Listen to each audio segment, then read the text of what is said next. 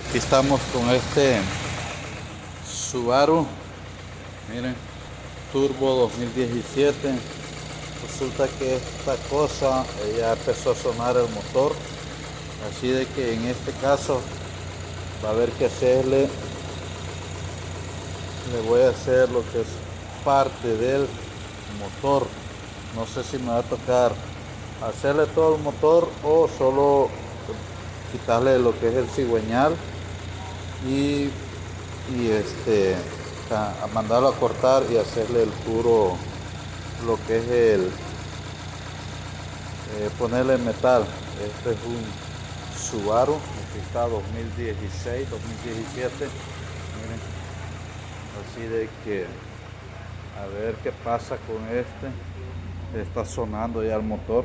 Miren, este es el Subaru. Miren, el WRX. Miren, 4x4, así de que ahorita vamos a hacer este motorcito a ver cómo nos trata la suerte. Miren, aquí les dejo el video. No trae ningún check-in impuesto, no trae nada. Miren, para el día de mañana que lo arranque vamos a ver cómo está. Así de que a ver qué pasa, señor.